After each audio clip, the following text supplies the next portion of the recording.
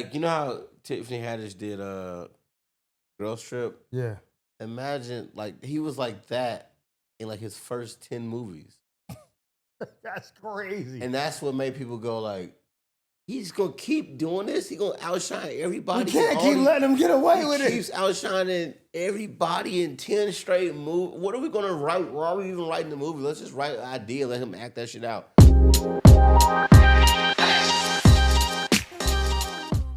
Welcome back to another episode of the Mike Murphy Show. I'm your host, comedian Mike Murphy. I'm here with my man, 100 Grand. John Grimes. We in the building, man. I hope you like this video. Subscribe to the channel if you haven't already. Because I'm going to be honest, man, this is the best podcast you ain't even discovered yet. You might stumble across it and be like, yo, what's going on with these two dudes? Hey, man, check it out, man. It's funny.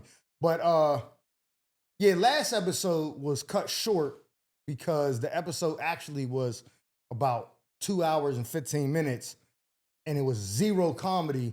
So I just took the meat and potatoes out of it, you know what I'm saying? But we back to the regular scheduled program, thanks to my man John Grimes over here.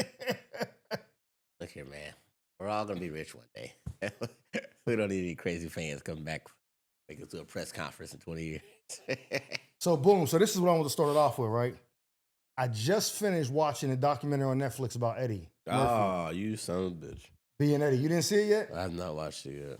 And he calls himself a real comedian. You see what I'm saying, guys? Come Look on, here. man. It's so I'm waiting for a long time at the house where everybody going out the house. I don't want to be bothered. I want a full on focus session about it. I'm more upset that I didn't get to go to the launch party. That shit looked dope. So there's a girl named Jalissa, right? Shout out Jalissa Scales. She's like she books talent for different events. Yeah. So like, let's say we reached out to her like, yo, could you get so-and-so for the podcast? She would be able to coordinate that. I mean, there'd probably be a cost, but that's the person you would go to. You know what I'm saying? Right. Like her, she does like what Herb does, but she's a beast. Right. I seen her posting pictures from it. Then I seen Dion Cole was there. And I'm like, damn, I seen Sid, I seen all the people. I'm like, I wish I could have just went to be a flower on the wall. And she's like, yeah, that's the best experience I ever had in my life. She's like, the next day, Herb invited me to sit on set at the neighborhood and just see how it was. She was like, because I met Sid the day before. She was like, so it was super dope. She's like, the last 2 days were just like a rush for me. I'm like, bruh. So I want to say this. I want to preface this. You said this a bunch of times on the podcast when you say like, who's your top 5 comedians, you're a Rushmore or whatever. Yeah. You always say like, I never put Eddie in that, like he's the GOAT, isolated. Everybody else could fend for that or whatever, right? And I said, I've always been a fan of his and all that. I'm like, just not so much the comedy. I mean, not a fan, but his last special came out when I was 3. Right. And he wasn't really doing comedy after that. It was just movies. So right. The Eddie Murphy that I fell in love with was the Nutty Professor, Norbit. You know what I mean? Right. That actor, you know what I'm saying? And then as I got older, I went back and revisited the specials and all that. And Delirious was good. I don't think it holds up now, but I think Raw is timeless. Like, it's just a classic. I'm not gonna lie, when I watched that documentary, first of all, I put it on and I dozed off. Mm-hmm. So you know when you're asleep and you're like hearing stuff, it's kind of like seeping into your brain. I just woke up and turned the TV off because I was like, I don't want to ruin this. Got back up and watched it again, like alert, put my phone on a charger. I have an entirely different respect for this nigga. Like, it wasn't like I didn't before, but it's like, fuck. Is this the equivalent of people watching The Last Dance and being like, oh, that nigga was like that? Yes. Okay. Because I tell people all the time, he Michael Jordan. Like, he MJ, dog. I for the record, y'all, I'm a stand-up comedian, and the reason I'm a stand-up comedian is because I saw Eddie Murphy Raw in a DVD box one day when I was in college and watched it and dropped out of college to be a comedian because I saw Eddie Murphy Raw. Didn't even know Eddie Murphy did stand-up. I just knew he did movies, saw that purple leather suit, pressed play on the DVD, watched it, and said, I'm moving to Hollywood. So this is in 2008, I saw this DVD. So I'm Eddie right here. I don't even talk to people about Eddie anybody else. And I just you can go on about your business, but I don't even know what you saw so far, but I just know it was amazing, and I can't wait to watch it. Yeah, I'm not even gonna ruin it, but it just explores his life from the start till like now, what he's doing and like how he like, and he gives more of like an interpersonal experience weave throughout the like talking about comedy because he's like, well, this is how I felt. And there's one part, and this ain't really ruining, so I'll bring it up, but Vampire in Brooklyn that just came out, it was like 95. Mm-hmm. David Spade was on SNL, and it was like a news desk segment, like, which is probably like equivalent to like Weekend Update. Weekend Update with Yeah, Michael Che and right. what's his name? So it's probably something like that back then. I wasn't watching this, so I don't remember. But they were like, we get Vampire in Brooklyn came out. It was like, hey, look, everybody, a fallen star. Look, children, it's a falling star. Make a wish. Yeah, yes, that's right. Look at him, like his glory's over. And he said, like, I wasn't really mad at David Spade because he has to do what he has to do. He's like, I was mad at SNL. He said, he's like, even when David Spade said it, the audience was like, boo, like, what are you talking about? You know what I mean? But he was like, they really did that to me, like saying like my career's over, like I used to be the man. And he said that thing hurt him so much that he stayed away from SNL for 35 years because of how they did him. He was like, that's like, you go back to your alma mater, you go back to Purdue, and they're like, man, you're a failure. You be like, bro, what are y'all doing? Like, I thought that I had to stop it for a minute and like really just let it like resonate to how he felt, because when you see him so successful. Yeah. He's the man at everything. Very rarely do you see him say like, yo, that hurt my feelings. I didn't know how to even, like, it hurt so much that I just didn't deal with SNL for 35 years. Then when he came back, was Tracy Morgan, Chappelle, Rock, that. all that, Keenan. They were all on and I was just like, yo. So hearing him say that gave him like, brought him back down to like a human, like, he seems like superhuman, you know what I mean? Like, you see him, you be like, I never met him. If I was to walk past, I'd be like, oh shit. Even more than I did when I seen Chappelle. There's only a few people left alive that can make me do that. I'm pretty sure Eddie's one of them, but yeah, I don't know what I would say to him. Type shit. I mean, I guess I would say the only thing I could say, which is what I just said to everybody here, right here. But yeah, his aura's crazy, dog. Like he looks so calm. I couldn't imagine him rattled. Like he has moments in history that I think about. And I say to myself, only this nigga that could have happened to him. Like when Michael Jackson had made him hold his trophies for him at the Grammys. And he's come back to Michael. This nigga got me holding his Grammys. And Michael's like, oh, come on, Eddie, come on. I gotta make my speech. And he got me holding his. Like, I was like, why would that happen to him? And then he has a scene where he pretends to be James Brown. Yeah, it's like, on SNL. Bro, like no, at the award show. Oh, at the award show. James calls up Eddie and Eddie starts singing. Oh, yeah. And I'm like, I did see that, yeah. I'm just like, bro, this dude is unreal. And then the nerve to have a fucking song that actually charted party all the time. Like, this dude was on, like, he unlocked Dr. Magneto, bro, like just on the first try. Like he got all the way to the sonic ring to the fucking top. And it's just like insane if you play back his life in decade sections. Yeah, bro, they said it took 4 hours of makeup and cosmetics for each character in The Nutty Professor.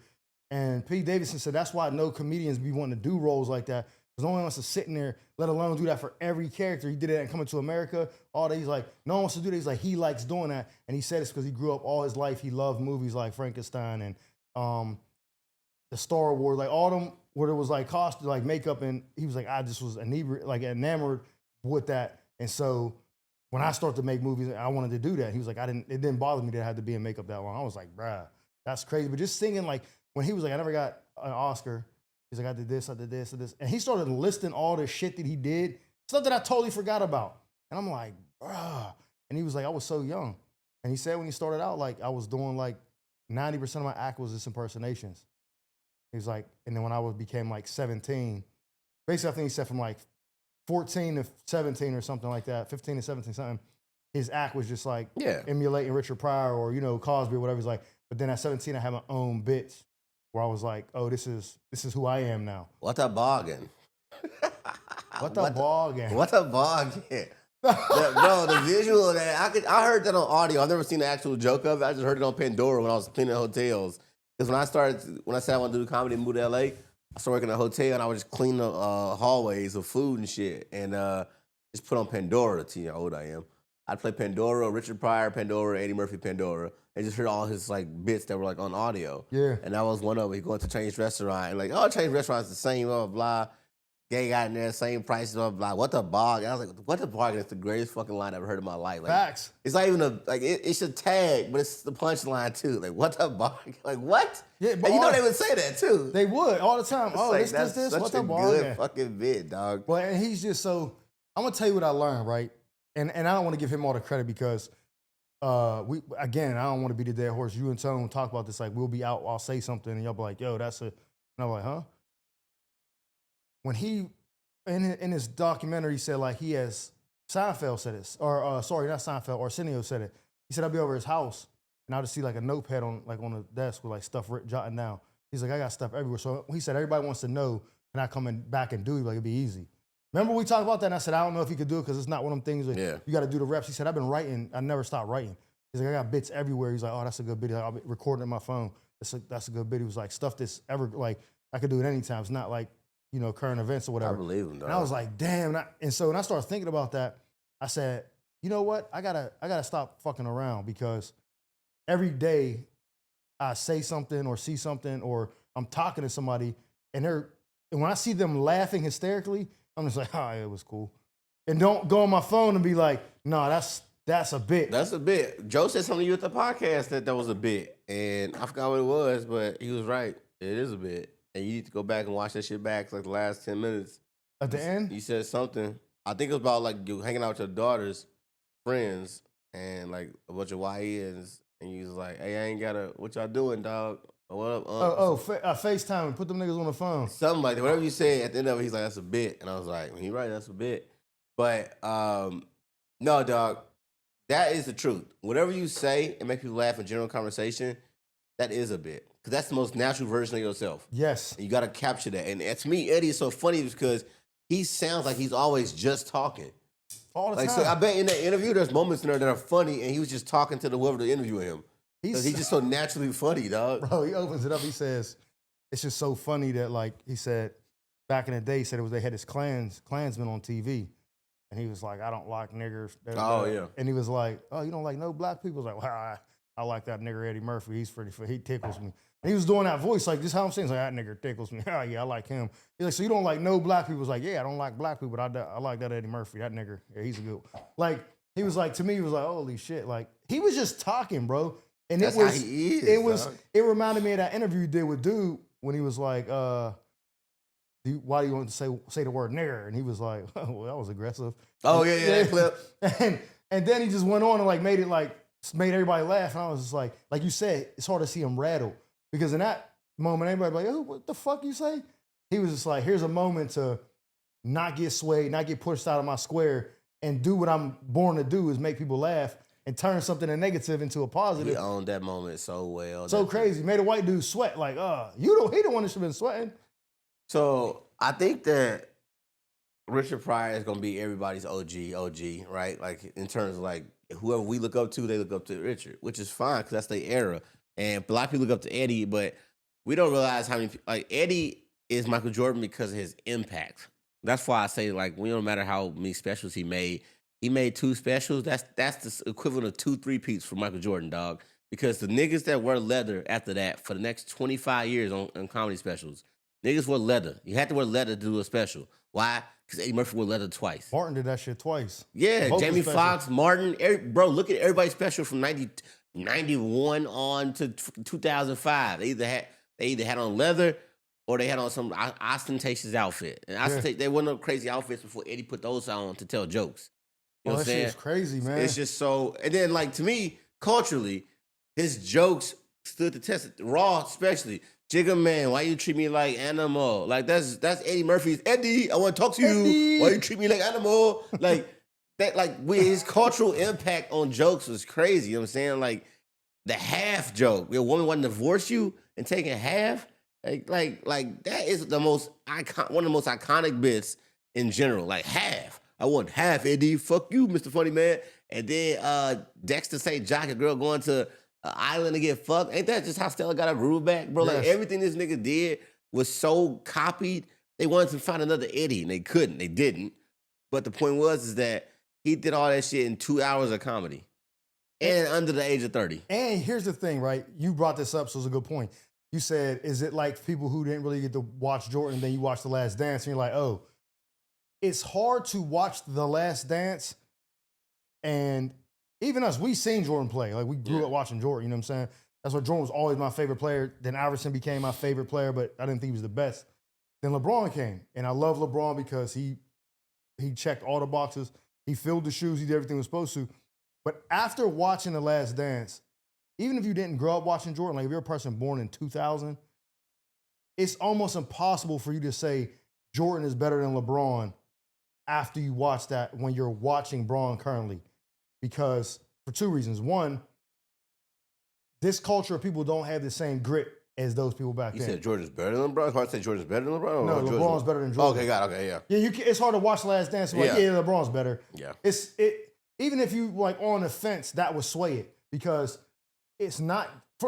Again, it's more than just looking at it. It's you're actually living in the time with LeBron, watching him play.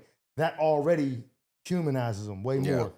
To some people, Jordan is like when people talk about Eric Dickerson. I've never seen Eric Dickerson play football a day in my life, but when you talk about Eric Dickerson, it's like legend to me. Yeah. You talk about Barry Sanders, somebody born in 2005. They're like, damn, he was like the Emmett. You never seen them people play, so it's a mystique to it. Yeah. You're watching LeBron courtside.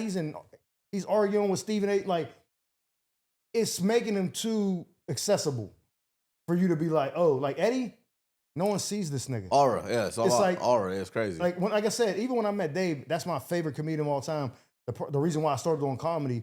Even when I seen him, I was excited, but it would not be the same if I walked into the Laugh Factory and it was like, Eddie's here. I'd be like, nah, bruh, I'm getting a picture. Like, I would be like, there's no, like, that would be different because he's inaccessible as fuck. You know what I'm saying? Yeah. Kev, you see Kev. I've seen Kev a bunch of times. See Dave a bunch of times.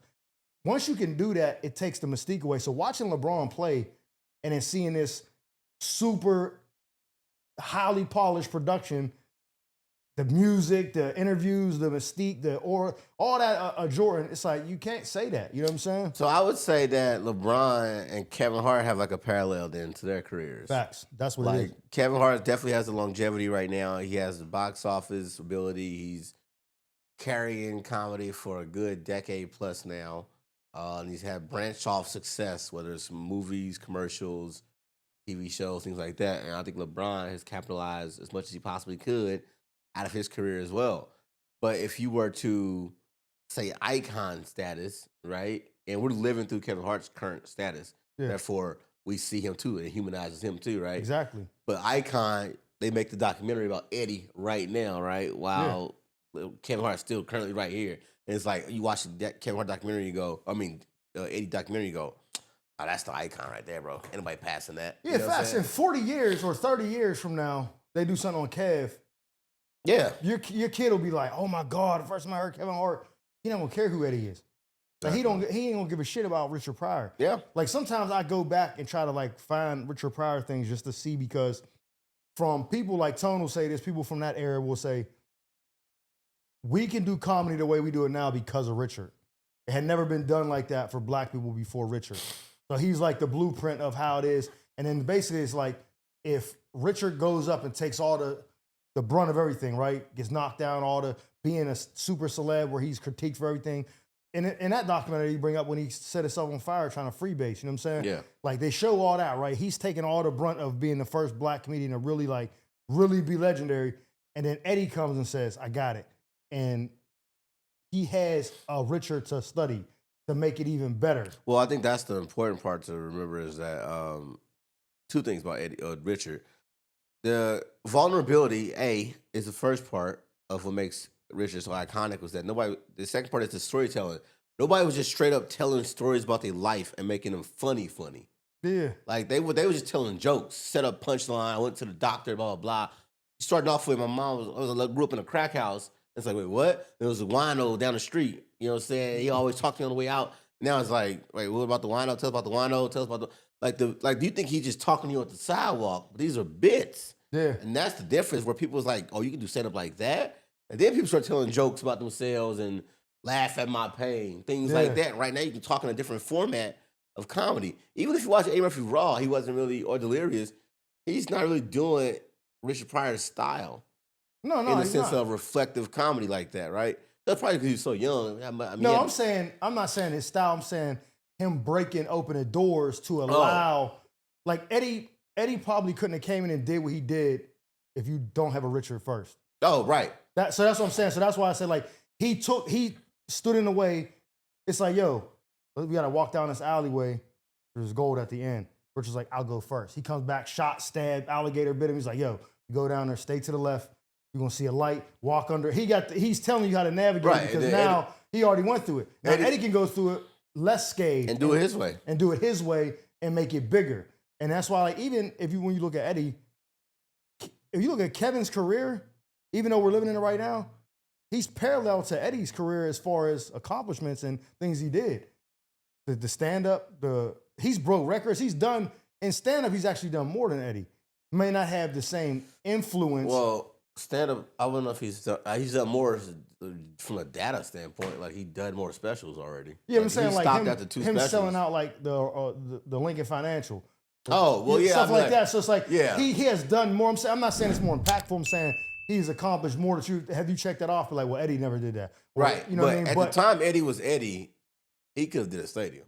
Probably. Because he did a box office movie release of his stand-up. Yeah, probably. So I'm saying, I'm not saying he did. I mean, that's what I'm saying. Like, if you can do a box office release of a movie and stand-up, that's still crazy. So let me ask you this. Kevin gets a lot of flack. People say like he's not funny no more. He's this, he's that, whatever. If you take outside of people just not liking him, 'cause I think that's another thing. I think that there was never a point in time where no one didn't like Eddie. I think that's a difference. Do you think that he's on a more iconic run than Eddie when it's all said and done? No, because iconic run means you're going from end to end, and Eddie's beginning is so untouchable. Nah. Like, think about this: SNL host at 19 is crazy. Like you were on the cast and you got so good, you were the guest host. But how you go to a job, you become the manager in like your second year of any job. Like this, our new boss, y'all. He just got here last year, but I think he's ready to lead the team. You be like, who that dude? Yeah, he's only 19, but he's killing it. It's like, get the fuck out of here, right? Fuck that. The first 3 movies he did, Trading Places, 48 Hours, Beverly Hills. Who could go on a crazier run than that to start off your career in movies?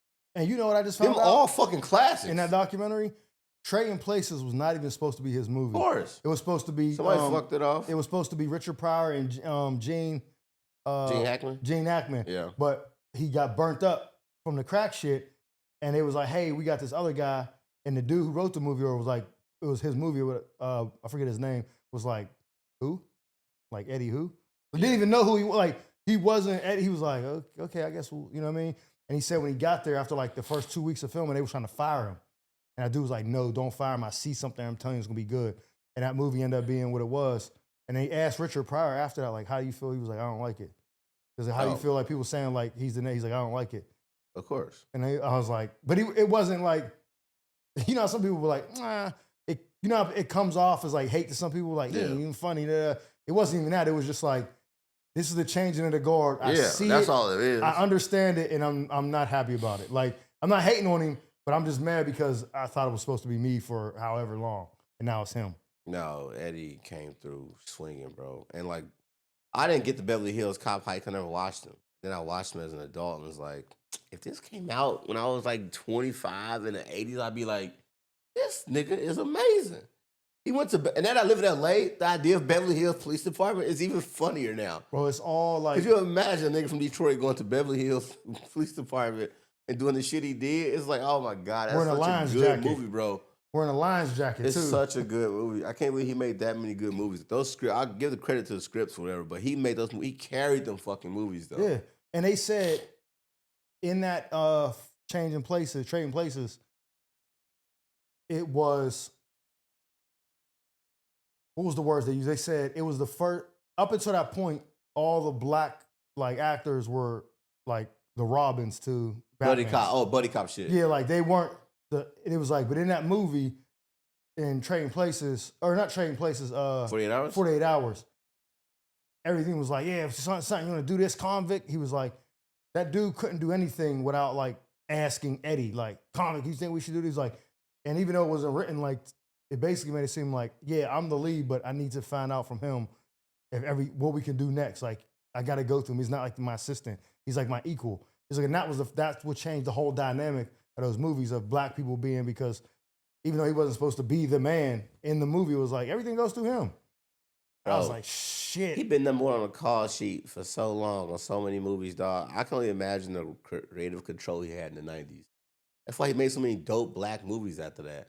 That's the way in. The way in is to get these white people excited about you and then remind them you're a nigga later.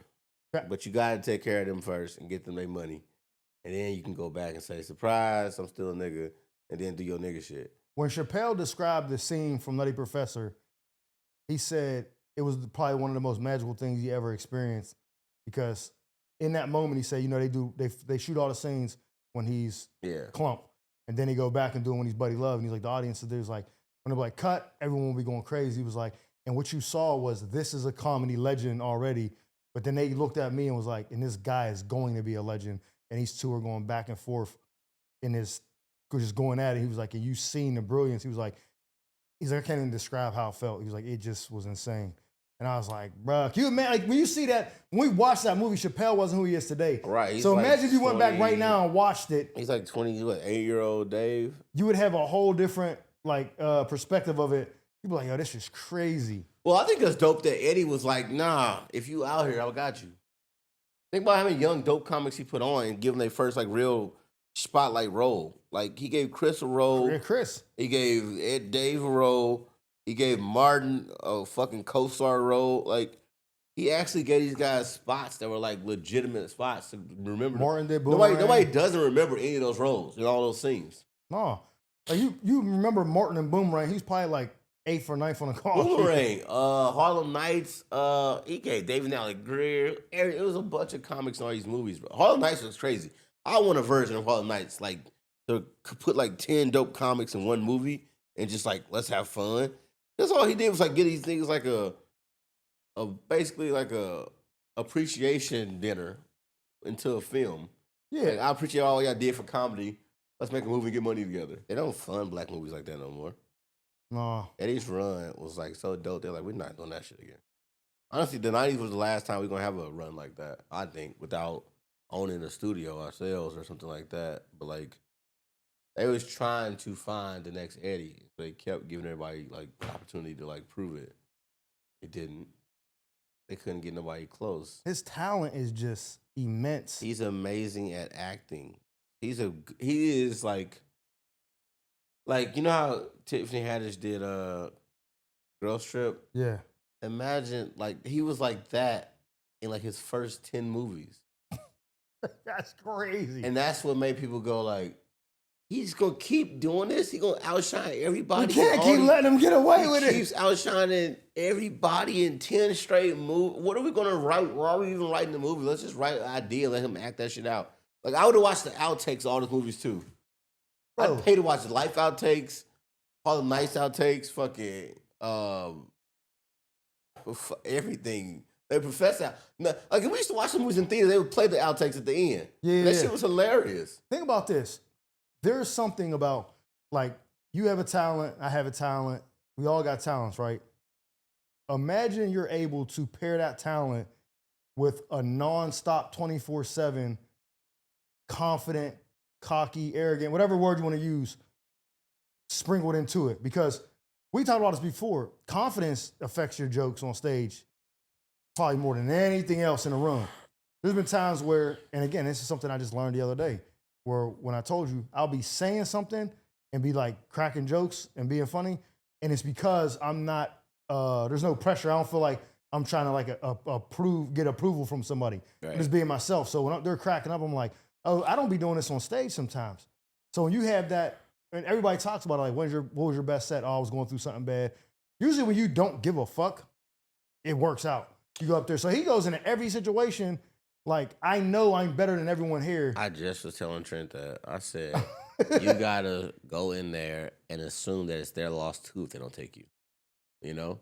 And eventually, they're going to start wondering why you so confident like that. Why you acting like that when you walk in. Because you can see in somebody's eyes how bad they want something. If I go audition for Dark Knight 4 as, like, the Joker, they like, wait, I'll come in there like, I want this fucking role. They can see it in my fucking eyes. But you go in there like, let's get rolling, right? And it's like, what the fuck you think he is? He just on the schedule? You got somewhere else to be? Yeah, I got another audition. Like, there's something about the disinterest that makes people interested in you. But I want to revisit what you just said. Let's talk about confidence, man. Confidence in your ability to perform, confidence in your ability to create, confidence in your ability to deliver. So many different things that you want to be confident about. But to be even in this industry, you got to be confident already. Like, a lot of people, like, I watch award shows and I go, they think everybody's supposed to think because it's a part of humility, and there are a bunch of moving pieces that make you who you are, or help you become who you are. Especially when you get an award, you gotta thank a bunch of people. But I like sometimes when the artist is just like, I want to thank myself. God damn it! Like they always. Snoop said that. Every once in a while, somebody thanks themselves and goes, I mean, I did do the shit that made y'all like me, right? Yeah, like come on, bro. So I think that when it comes to comedy, I do think that some of us are a little shy about how we really feel about ourselves in that respect in the art field.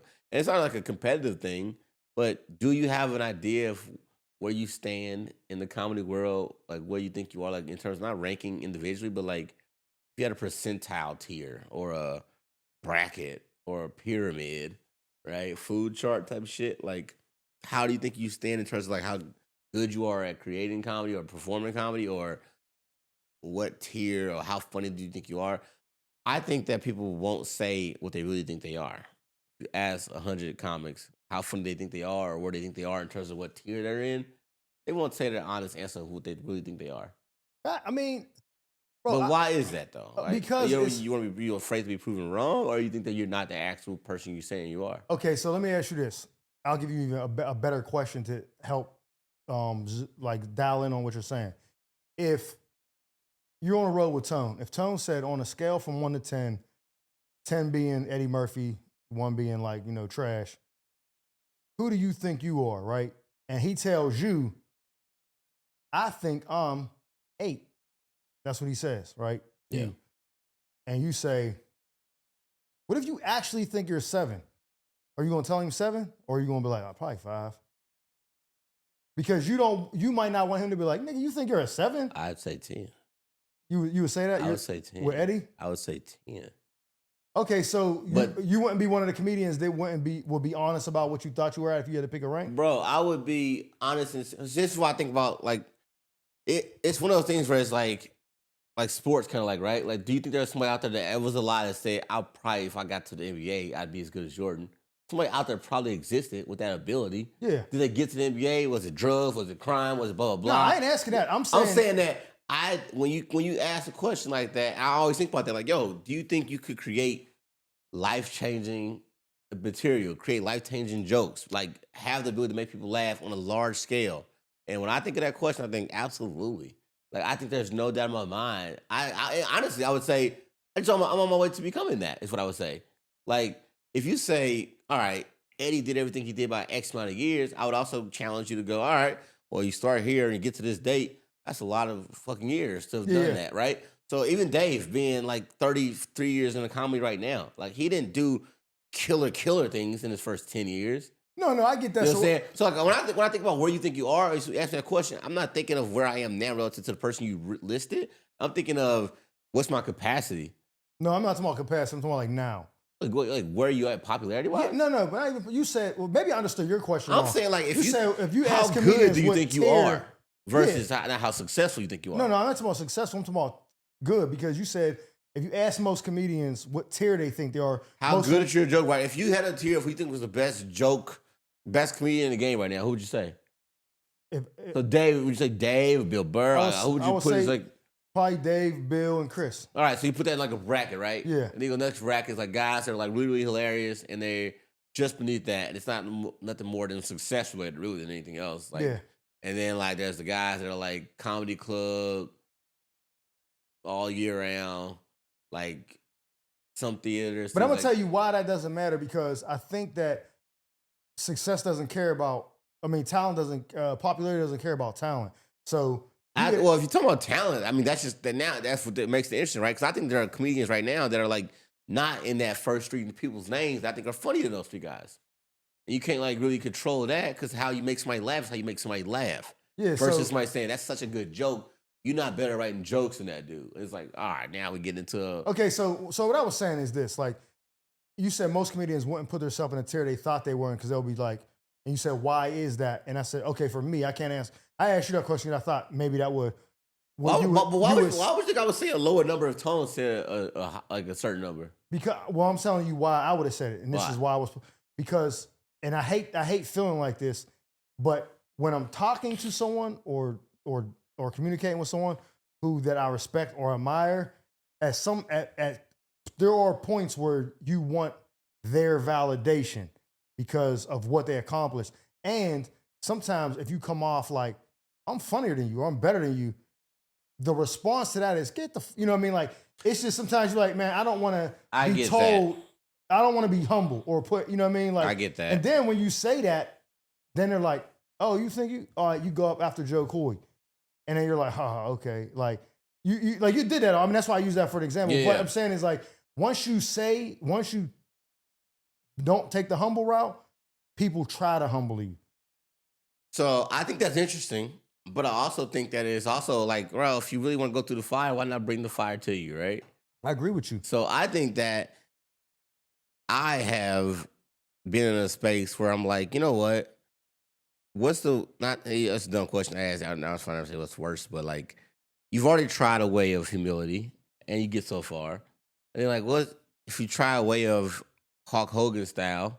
What's so wrong with that too? And like just seeing how it can happen from you acting like Shawn Michaels or Hulk Hogan and just being like, I'm the best. Somebody prove it if otherwise. And now you just got random people trying to like, oh yeah, well come do my show then if you think you're so funny. Come do all that. Now you get booked left and right because you talk some shit. Yeah. And it's like, why not be the villain and get more opportunities than versus sitting here and nobody get paying you any attention because you being humble. So you know what one time, this is funny you said that. So when I was back home, and this is just, I'm being honest. There's not a lot of black comedians for one, and I don't really, and I'm not saying white comedians aren't funny. I'm just saying I wouldn't know what they were doing because I wouldn't be at any events they were at. So I'm not talking about them. I'm talking about the black comedians. Whenever we had these competition or these open mics or whatever, I would wash all these niggas like easily. It's not even a close. The only person that was even like I seen on my level was my man T Robe, who put me on in comedy. The first person to be on stage. That was the only person, but he was the one that was like, he's not with us because we're all coming up and he's already established. Right. So we weren't like, I was comparing myself to him, not none of them other motherfuckers. I'm like, so when I used to go do shows in Pittsburgh, I would try shit, didn't care if it didn't work or not, because I'd be like, I didn't know I'm funny. I would go out there with the utmost confidence. I never went out there like nervous. People was like, you nervous when you get on stage? I'm like, no, I don't care. Like, that's how I was. As soon as I got out here, I would be like, and I remember one time I went to the Comedy Union for Tahir's birthday right before COVID. And he was like, yo, I'm gonna put you up. He told me the week before, I'm gonna put you up. You can do 5 minutes to open the show. Bet. You get there, you say, you wanna do the first show or second show? I said, I don't care. He's like, all right, you can, the girl, it was another girl doing it too. She was like, I'll do the second show. I was like, cool, I'll do the first one. Puts me up for the first show or whatever. I do my set, come down. Dave was laughing and everything. And I was like, okay, cool, yeah. But I was nervous as shit because all these people that I seen, Tony Baker, Tahir, Kev on stage, all these people that I seen, Donovan, on the internet being funny that were popular out in LA and everybody knew them, I felt like, I'm like, who the fuck is this? Like, he don't belong here. You know, like one of them things. I remember I got off stage. I can't remember who it was, but they was talking to CT. And it was like, oh yeah, he, new dude went up or whatever. And he was like, oh, yeah, how'd he do? And I remember like my stomach, because I didn't want to hear being like, he was all right. But he was like, nah, he did his thing and shit. He's like, oh, okay, cool. Now me and CT's cool as hell. But then I remember like seeking yeah, you one of us. If I would have went out there with that same mentality that I did back home, I probably would have had a way better set. And I had took me so long to finally get out of that, and I'm still trying to get out of it now. I think that on the other, mine is almost the other way around in the sense that like I came out into comedy. Well, like maybe it's the same, maybe it's not. I came out to comedy, I think, super brash, like super cocky. Like I would talk to other comedians and then like, but when I would compare myself to ideas and things, I always go like, well, if me and Dave were on the same show. Like I would say shit like that all the time. Just like, well, I think Eddie would really like my set. Like I would always say kind of shit. Would you say it out loud to other people? Oh yeah, and my comedian friends would be like Quincy for sure. He used to always be like, so when you think of something, you compare yourself to Dave. That's the first thing you think of. You don't think like one of the comics at the open mic. I'm like, no, I would not compare myself to the comics at the open mic. I'm not. These aren't my colleagues. Like I used to talk at that in like year one. I was psycho, bro, and I think it was because I just like the challenge of saying, all right, I love getting better. I love seeing where the bar is and challenging the bar and seeing how close I can get to the bar and get past the bar. And I've always felt that in every class in life I've been in, I always say to myself, I'm one of the best in the class. If I'm not the best in the class, I'm one of the best in the class. And I can catch whoever is the best in the class. I've always felt like that. any room I've ever been in, I still think that. To me, it's always about how hard do you want to try, John? How hard do you want to work to be the best in class? Because I can get an A minus, and if an A minus is an A, and it's not, I don't lose any points, give me the A. There are people that want a 98A, and there are people that want a 92A. But to me, it's A. But if it was something where it's like, all right, that 98 gets you this, this, and that, now my brain is like, I need to get 6 points better. All right, let me Okay, ask you got this. So, if 2 scenarios, tell me if you got one scenario where you're going out and you're doing 30 minutes. Yeah. Like the headliner spot, but it's just 30 minutes because it's whatever. And the audience is full of nothing but like open micers and like people that barely get up in LA and stuff like that. Yeah. And then the other show is filled with nothing but the legends in comedy. All like Kev, Dave, Eddie, Chris, Burr. Every legend right now that's still alive is sitting in the audience watching.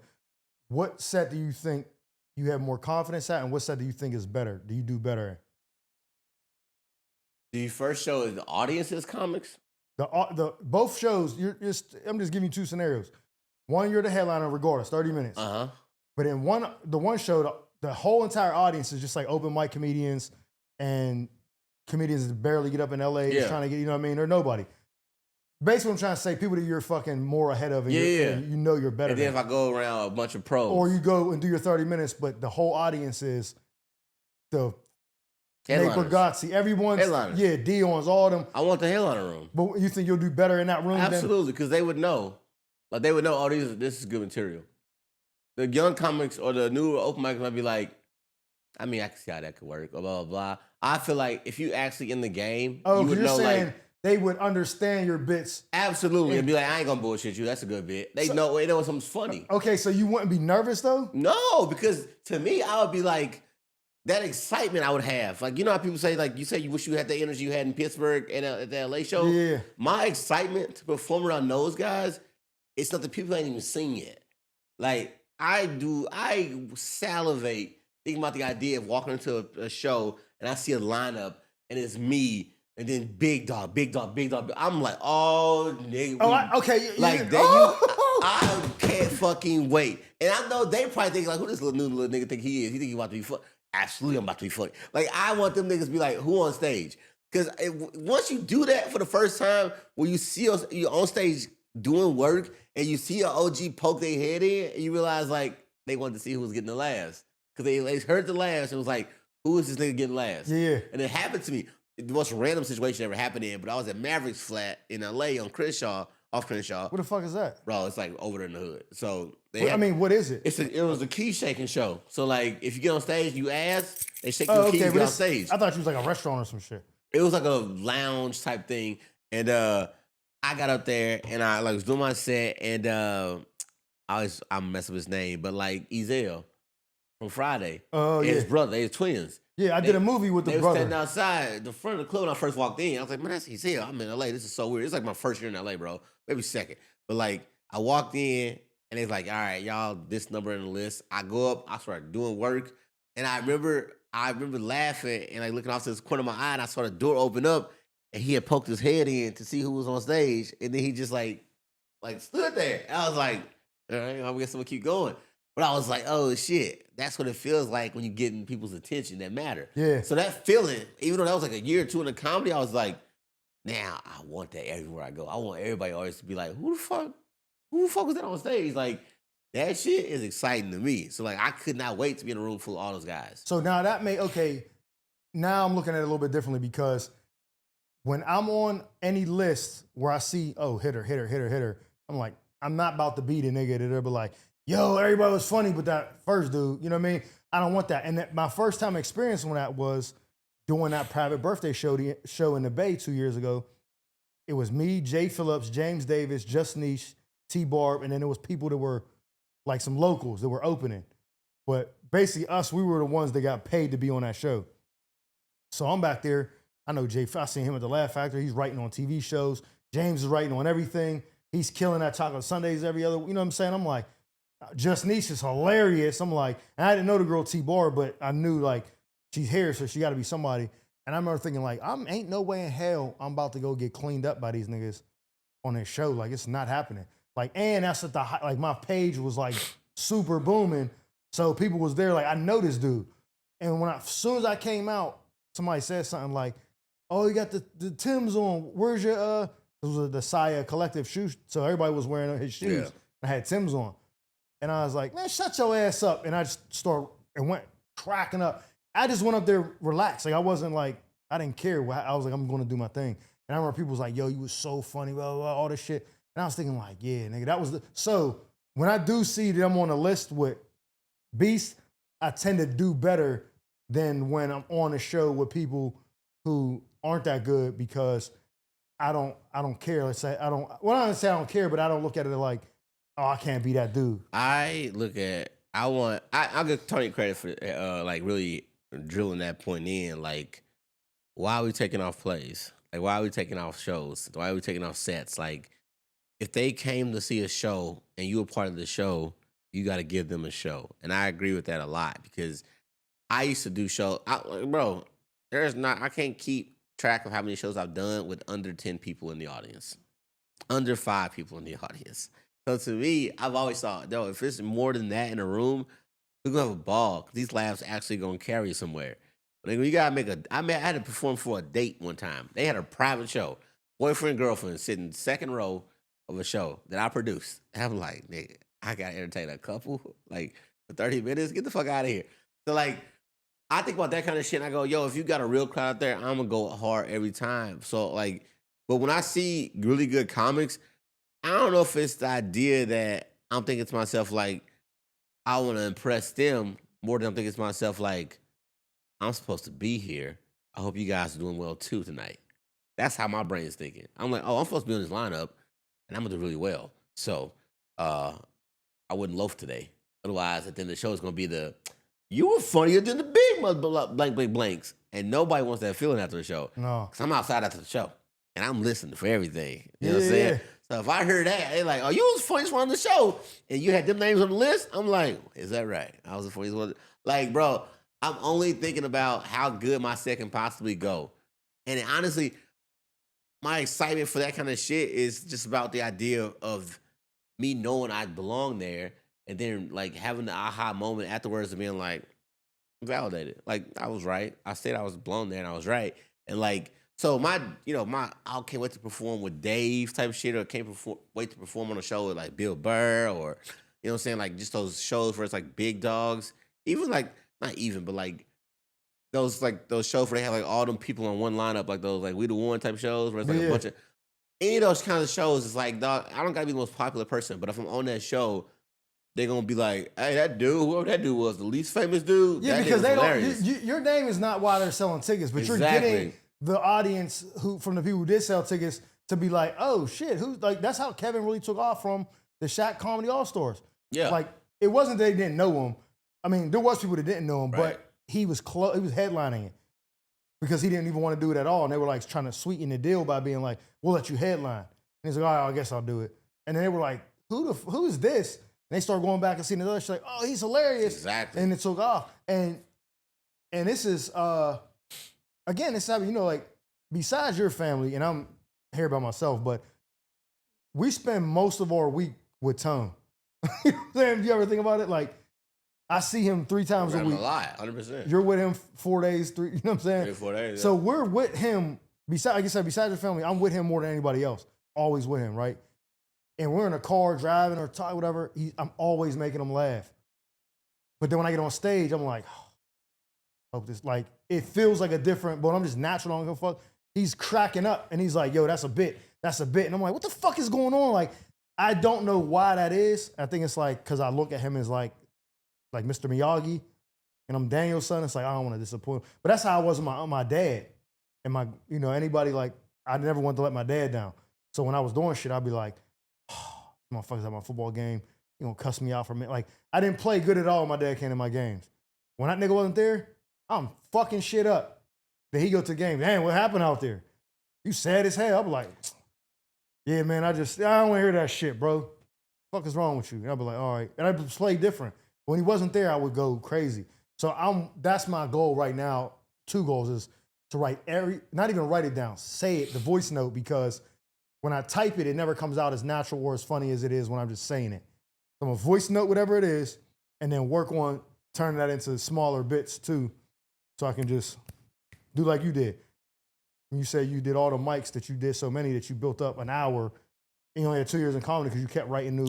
I was a stageaholic, and like honestly, you know if a joke works, like you know what's crazy? I like what Cat Williams said when somebody asked him like, "How do you do a new tour, a new hour every year?" And he goes, "I trust my people trust me, and I trust them, and they know I'm gonna come and do my thing." And like that whole line is about him saying, "I'll do a new hour every year, and I'm not micing that shit. I just come out on tour and do my new hour. Yeah. So I know what I'm gonna do, and y'all know what I'm gonna do." You know what I'm saying? Yeah, Like, basically, I don't have to see if it works. it's I know it's I'm me, funny. it's I'm my good. voice. It's my voice. Why would my voice not work? Like my jokes are in my voice, and y'all know what I mean by the jokes I'm saying. We family now. It's like fucking your bitch. You're like, You know what I I'm know saying? if I hit her this way, Exactly. she gonna come. So I'm gonna just do that. And I feel like no matter where you are in your journey in this like stand-up shit, like you know what you possess. Like I think about like Bill Burr used to tour with somebody before he became Bill Burr. yeah, Right? Like he opened for somebody. He was on somebody else's road trip. Like Dave and Keith Patrice used to Kev and Patrice used to tour together. Who was headliner? Probably Patrice, right? Yeah. Kev probably opened for him. They on the shows together, right? Like everybody was opening for somebody. Everybody toured with somebody. You know what I'm saying? Like so if it was, would it be wrong for the Kev to have told Patrice back then, like, yeah, I'm opening for you tonight, man, but one day I'm gonna do arenas. And Kev be like, and Patrice be like, but you opening right now for me, so you know, say you think you gonna get past me and do arenas? If every other comic said, you right, my bad. Who would do the fucking arenas then? Like if you don't actually think you can do the things that you're supposed to do. I think Kev always thought I'm gonna do arenas one day. who I was talking to someone, not talking, but they were telling a story. Who was it? And whoever it was, I can't remember. Kev called this other comedian. One, I can't remember who it was. Like 2:00 in the morning. Kept calling his phone. He was like, "All right, bro, yo, what's up?" And he was like, "Yo, I just seen Cat, like leaving the Laugh Factory or something." Like, basically, he's seen him like the thing, and was like, that's gonna be me one day." Like, he's like, "Bro, you called me to tell me that too?" He's like, "Nah, I just want to let you know, like, that's gonna be me. Like, I want exactly what he got. I'm gonna go get that. Like, that's gonna be me." I don't know where the fuck I heard the story. It was like 2 days ago. I can't remember. I don't know if Dion told me that or Guy Tori. Somebody was saying it. And might have been Ocean. I don't know, somebody, but they were just saying that whoever Kev called, he was calling him. And he was like, "Hey, what, man, what?" He was like, "Yo, I'm telling you, I seen what Cat's doing. I want that. I'm gonna be a star, bro." He's like, "All right, bro, like, all right, I'll talk to you tomorrow." And he was like, "Sure enough, look at it." And I was like, "Damn." Like, just. I think that everybody has a plan. If you do go anywhere or any distance, you have a plan originally. And if you're sticking to your script and your plan, you will get to things. Like Steve Jobs didn't just say, "I'm gonna create a product and that's gonna be the end of it." He was like, I want my Apple devices in everybody's hand." That was his mission. Was to get my Apple products in the homes of everybody. Yeah. That was his original plan. I want my shit in everybody's house. And if you tell somebody that as a software developer, they're like, "Fuck you talking about, boy?" You know what I'm saying? Like, but you gotta be crazy enough to believe it's a possibility. And so, like, when I do the things I do, in my head, I'm thinking like, "Oh, this is all building towards this big, grand um, opportunity for me to create material that's gonna reach a large group of people, and it's gonna need to be a big enough room for it. Obviously, like that's how I think about jokes. Like these jokes I write they're not just for me; they're for everybody, and like a large number of people will need to hear it eventually one day. And that's just how I create. I go, this is something that's funny to me, but I think a lot of people could relate to it. And so that's why I think to myself, oh, this joke is funny. Not only is it funny, a stranger could watch it or hear it and go, that makes sense to me. Who is this guy? Mm-hmm. So that's the confidence I have in my material. There's like, once you hear it, or once enough people hear it, they'll go, "I know this guy's good." So that's why I think to myself, oh, I'm going to do those things. I can't wait to go on a big show with those guys because I write jokes as if I'm those guys. Yeah. And that was my original problem when I started doing comedy. I would do the 3-minute bits back then as a new comic, or the big laugh wasn't to minute 3. And comics would be like, or people, older comics would be like, "You think somebody gonna wait for you to get to that funny ass line?" Like, older comics just said, "Hey, bro, that's a funny ass joke." But you made the people who don't know who you are wait 2.5 minutes to get to it. They ain't wait for you to know who the fuck you are. I was like, that's the problem all this time. Like, oh, this is a great joke. Nobody would wait for me to get to the end of it. And I was like, damn, that makes sense. So I started tweaking that and adding tags within it. And I realized, like, oh, that makes the joke so much better when they can laugh more frequently before I get to the big laugh. And that's the kind of shit I was like, those are the things that an older comic or OG comic supposed to do for you, is make you realize, like, this is why you're not excelling on stage, because you're not focusing on who is watching your joke right now and listening to your joke right now. You focus told me that. on you telling your joke. Yeah, like those little things like that I thought made the biggest difference in my career, is that I was like, yo, I would have a great bit, but it'd be 3 minutes long, and the big laugh is at 2:22. And I'm like, what the fuck did I do for the first 2 minutes then? Yeah, that's once you said that, I went back and looked at jokes and was like, oh, there's so much. Yeah, space. That, like, yeah, like I gotta put this and I got this. And it was like, once I looked at that, because here's where it really came in at, was when I would be writing Instagram videos, right? Mm-hmm. Or writing the sketches for the Benny the Butcher albums, was writing them fast and getting like the meat and potatoes down, and then stepping back and being like, no, let me change this. Let me add this. But I was diligently focused on it, and my mind was like, that was it. Because I was like, this has to be, when I put this video out on Instagram, excuse me, Instagram is the metric is different than on stage. Right. You go on stage, you tell a joke, you might get a lot of laughs, whatever, but there's not like, oh, that got 2,000 views or that got 100. There's like a metric that tells you this was good. 900 comments, like, okay. So when you would post a video, you would instantly get feedback on whether that was good or not. Right. Especially once you've already kind of like built your audience and all that. You're not hoping it goes viral or somebody sees it. I got an audience. I got 200,000, some, you know what I'm saying? So my people are watching it. So I can judge on how a video does or not based on, that was what made me be like, I can't just put anything out. But you go and do a joke, you don't get a lot of laughs. You're like, oh, maybe it was the crowd. Maybe it was, you got reasons to not. So now I'm like, I'm about to go back. Well, I'm not about to, I've been doing it, but like I started with the jokes that you gave me the text, the feedback on. And I just been like, let me add this. What could I say right here that'll make them laugh, and then I can go into this. And I just need to get it down, and I'm trimming a lot of that fat off. Bro, honestly, the biggest difference between me, and not me, but us younger comics and the comics that are pros that we know of, is that they figured out how to say less. And do more. Actually, I think I'm glad I stopped right there. That was the point. Yeah. Say less. Don't add that. That's all the difference is. They figure out how to say less. Why add and do more? We didn't do that. But I'm saying, because what I'm saying is, well, not do more, but they say less, but it's more, it's the quality of it. Do you see how you're doing it right now? Yeah. Say less is the end of the sentence. But if you want to keep going, now we got to listen to the rest of those words when say less was enough. That's the difference between us and the comics that are doing it on like a 30-year, 25-year binge. They like, stop there. Don't do that. Yo, yeah. No, That's what I mean. No, I get it for the thing. I was just saying, like, when you're saying less, like if we'll just use a number account, right? Like if my joke is 100 words and your joke is 60 words, if your 60 words are more impactful than my 100, well, that's what I'm saying is when I say is more, is like, well, I got 60 $20 bills. You got 100 $5 bills. Your less words they carry more weight, is what I was trying to say. I see what you're saying. I'm just saying that. I get what you were saying, but we were talking about two different things. Like, why do you keep saying not to say that? I'm just clarifying what you mean. I think that's the point, though. Is like when I realized that they aren't. Like, I watch every time I watch a Tony Roberts clip on Chocolate Sundays, I'm like, God damn, this dude gets straight to the jokes. That's not a wasted word. It's straight to the jokes. If everybody wanted to be that funny as him, wouldn't they want to get straight to the jokes too? Yeah. Why is everybody not getting straight to the jokes? Tony Roberts is doing it, get straight to the fucking joke. What's your excuse? Well, what? Set up punchline. That's what a joke is, right? Set up punchline. Why I can't get to the jokes? Why can't we get to the jokes? What is everybody's excuse?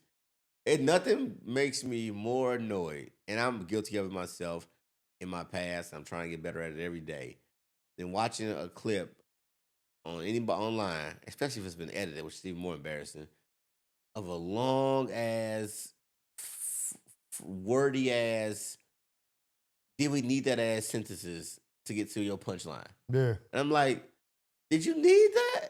Did you need that? Why are we saying that sentence in that joke? Like, I just be like, what? You didn't think that you didn't need that? Well, I know for me why I was doing it, and you telling me this is unnecessary. You said, well, you got to it this way without saying that. Why do Yeah. you proved my point? I mean, you proved your point was like you used the same punchline at the end and got the same laugh, and you didn't even go into the other stuff before. So that told you don't need it. And I already knew what my problem was because when I tell stories, even in regular life, people are like, nigga, get to the point.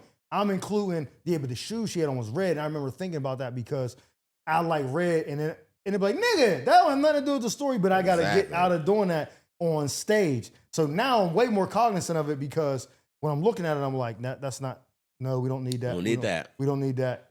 And so it's that. We don't need that as a fucking phrase to put on a t-shirt. We don't need that. We don't need Cut that shit short every time. And yeah, I mean, and I want to make sure I said that in like the proper, Say what? like what I mean by like that confidence thing and like the belief in yourself. Like I just want to make sure like it's like I believe that you destined for something currently greater than wherever you currently are. Yeah. Right? You don't think you've finished in a sense of like, oh, I'm not done creating, I'm not done getting better, I'm not done writing. Right? So you just think you're gonna keep writing better jokes. Sometimes I have a good joke and I don't want to post it because I think to myself, like, oh gosh, how am I gonna make another funny joke that's as funny as this?